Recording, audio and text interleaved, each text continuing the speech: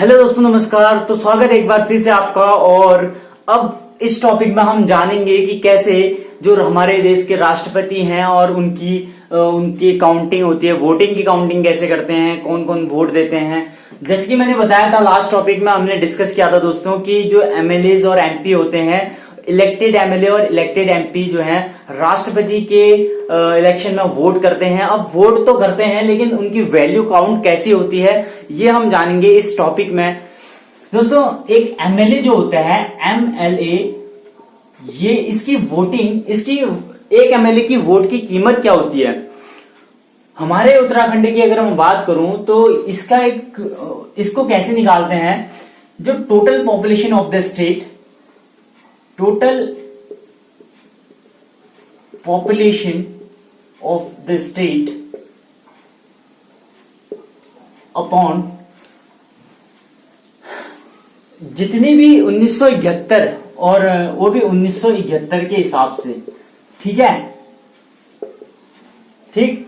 और टोटल हमारे उत्तराखंड में मतलब कितने एमएलए हैं, ठीक है। Total elected MLA into 1/1000। तो ये एक तरीका है इसको निकालने का, ठीक है। 1971 की ही पॉपुलेशन ली जाती है दोस्तों इसके। अगर हम ये एमएलए की वैल्यू काउंट करते हैं तो 1971 की पॉपुलेशन ली जाती है। 1971 में हमारे उत्तराखंड की पॉपुलेशन मान लिया जाए, हमारे उत्तराखंड की पॉपुलेशन थी 44,92,724, ठीक है। हमारे अभी कितने एमएलए हैं, हमारे एमएलए हैं 70 उत्तराखंड में, ठीक है। और 70 विधानसभा की सीट्स हैं और 1/1000। तो दोस्तों ये आएगा आपका 64.181 समथिंग करके, यानी कि एक एमएलए की वैल्यू है इतनी हमारे उत्तराखंड में। और उत्तराखंड में जितने भी अगर 70 एमएलए हैं तो ये हो जाएगा 70 इंटू 64 समथिंग, ठीक है। तो यानी कि जो भी वैल्यू आएगी वो हमारे उत्तराखंड से एमएलए की वैल्यू आएंगी। उतनी वैल्यू अगर जितने भी एमएलए 70 में से मान लिया जाए 50 एमएलए ने वोटिंग करी है राष्ट्रपति के उसमें, तो 50 इंटू 64 समथिंग आ जाएगा, ठीक है। इस तरीके से हम एमएलए की वैल्यू काउंट करते हैं। हर स्टेट की, उत्तर प्रदेश की एमएलए की वैल्यू अलग होगी, क्योंकि 1971 में वहां पर पॉपुलेशन अलग होगी, वहां पर एमएलए 403 है, ठीक है। वहां पर विधानसभा सीट जो है एमएलए की वैल्यू, उत्तर प्रदेश यूपी में एमएलए की वैल्यू 403 है, तो वहां पर कुछ और वैल्यू आएगी एक एमएलए की।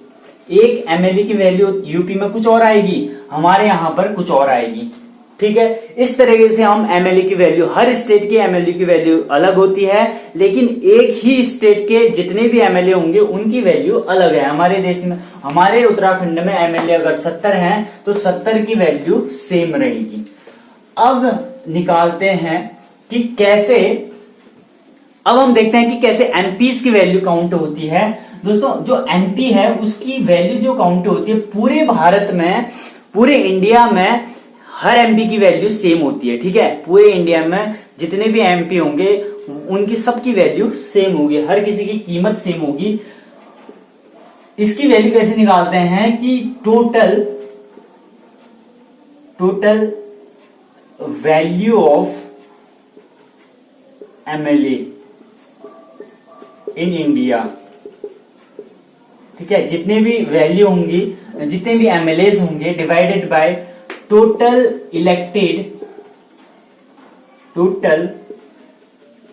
इलेक्टेड मेंबर ऑफ लोकसभा,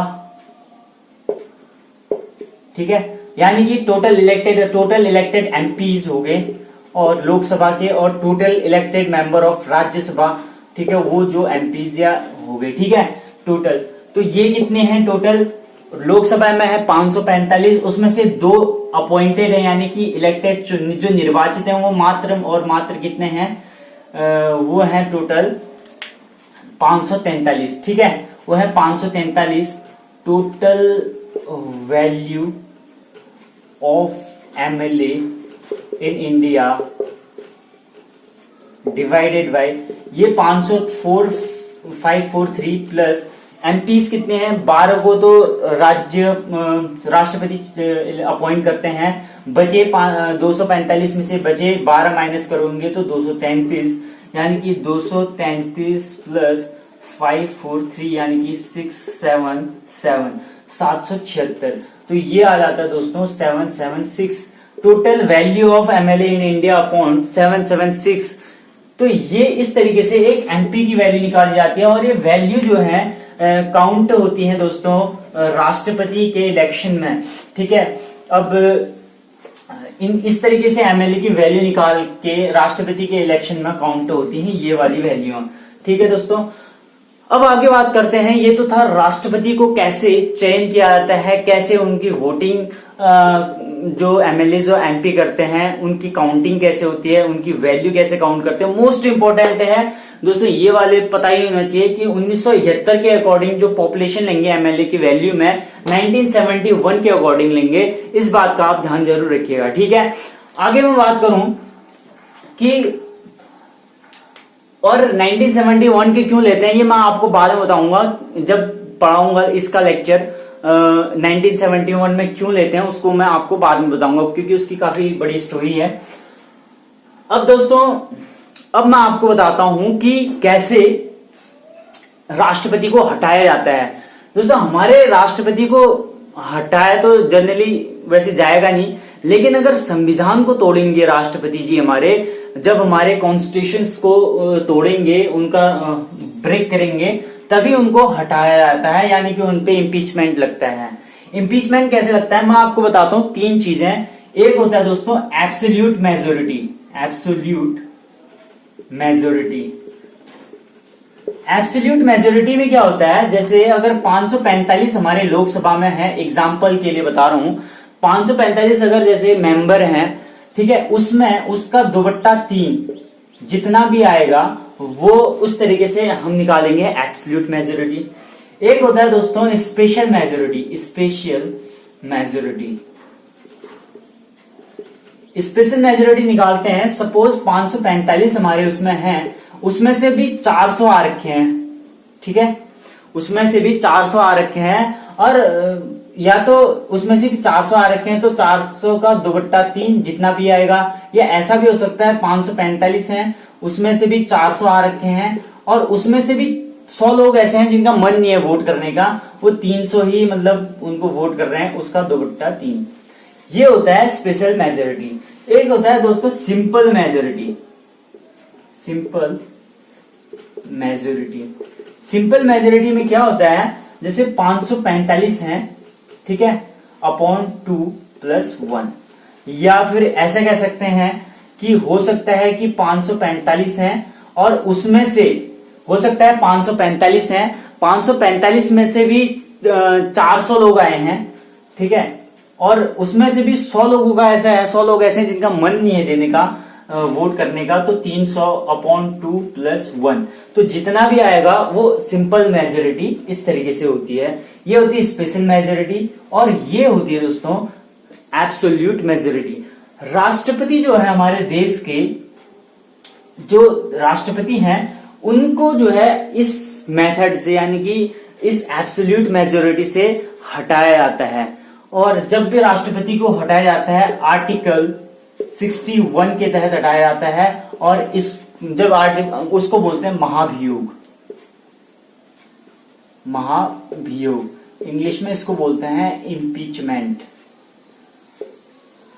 ठीक है, इम्पीचमेंट इसको बोलते हैं।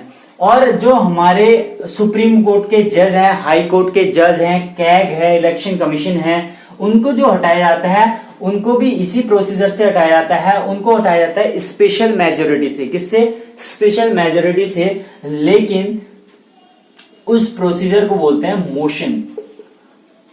उनको भी इसी तरह पार्लियामेंट में बिल पास करके हटाया जाता है, लेकिन उस प्रोसीजर को बोलते हैं दोस्तों मोशन।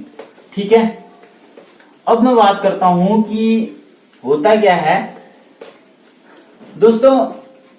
राष्ट्रपति को हटाने के लिए जो प्रक्रिया शुरू होती है, लोकसभा से भी हो सकती है और राज्यसभा से भी हो सकती है। लोकसभा अगर प्रोसीजर शुरू करती है दोस्तों, मिनिस्टर भी ला सकते हैं और एमपीज भी इसको ला सकते हैं, कोई भी ला सकता है, ठीक है। बिल कोई भी, प्रस्ताव कोई भी ला सकता है, नॉन मिनिस्टर, मिनिस्टर कोई भी ला सकता है राष्ट्रपति को हटाने के लिए। अब क्या होता है कि जैसे लोकसभा में बिल पास किया, लोकसभा वालों ने अगर बिल पार्लियामेंट में रखते हैं तो 1/4 लोग ऐसे होने चाहिए लोकसभा के, 1/4 लोग बिल को लेके आएंगे अगर राष्ट्रपति को हटाने की प्रक्रिया शुरू करते हैं तो। ये बिल फिर क्या होगा, राज्यसभा में जाएगा, ठीक है। 1/4 लोग राज्यसभा के भी अगर सहमत हो जाएंगे तो फिर ये सीधे राष्ट्रपति को 14 दिन 14 डेज का टाइम दिया जाएगा, और इस 14 डेज के अंदर राष्ट्रपति को टाइम दिया जाएगा। जब 14 डेज खत्म हो जाएंगे ना दोस्तों, उसके बाद राष्ट्रपति को हटाने की प्रक्रिया यानी कि महाभियोग लग जाएगा, यानी कि इम्पीचमेंट शुरू हो जाएगा, राष्ट्रपति को हटाने की प्रक्रिया शुरू हो जाएगी। पार्लियामेंट में वाद विवाद होगा, बहस होगी, सब कहेंगे कि अच्छा था, बुरा था, मतलब सब कुछ डिस्कस होगा।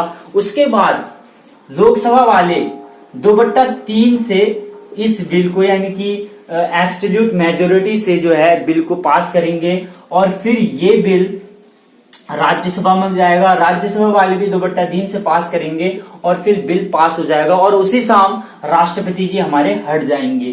तो ये प्रोसीजर होता है, 1/4 से पहले बिल को पेश करना पड़ता है, ठीक है। बिल पेश करना पड़ता है 1/4 से।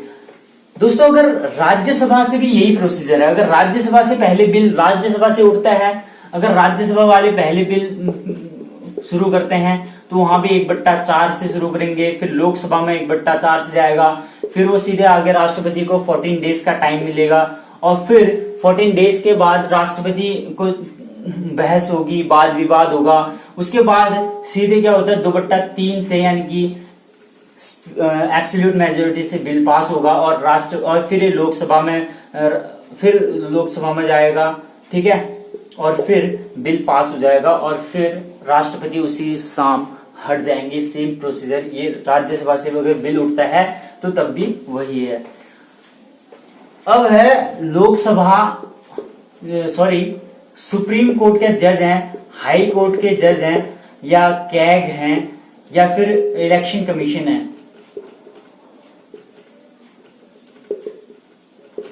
दोस्तों ये लोग जो है ना, इनको हटाने की जो प्रक्रिया है वो भी पार्लियामेंट में, यहां भी पार्लियामेंट में बिल पास करना पड़ता है, इनको स्पेशल मेजोरिटी से हटाना पड़ता है, और साथ में इनको जो हटाने की जो प्रक्रिया होती है उसको बोलते हैं मोशन। राष्ट्रपति को हटाने की प्रक्रिया इम्पीचमेंट होती है, और इनको हटाने की प्रक्रिया जो होती है उसको बोलते हैं मोशन, ठीक है। अब इनको हटाया कैसे जाता है, लोकसभा से अगर बिल पास करते हैं दोस्तों इसमें, तो लोकसभा के 100 जो एमपी होते हैं वो बिल को लेके आएंगे, ठीक है। लोकसभा के 100 एमपी बिल लेके आएंगे। उसके बाद क्या होगा, राज्यसभा में जाएगा, राज्यसभा वाले इसको पास करेंगे। उसके बाद वाद विवाद होगा, एक कमेटी बैठती है दोस्तों इसमें, कमेटी, ठीक है, कमेटी बैठती है, कमेटी बैठेगी, फिर वो कहेंगे कि हाँ बंदा कैसा है, क्या है, डिस्कस करेंगे।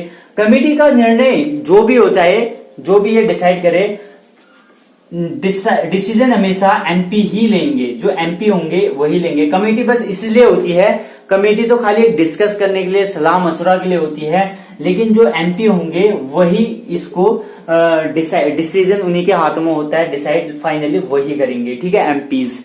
तो फिर इस तरीके से बाद में डिस्कस होता है, और फिर स्पेशल मेजोरिटी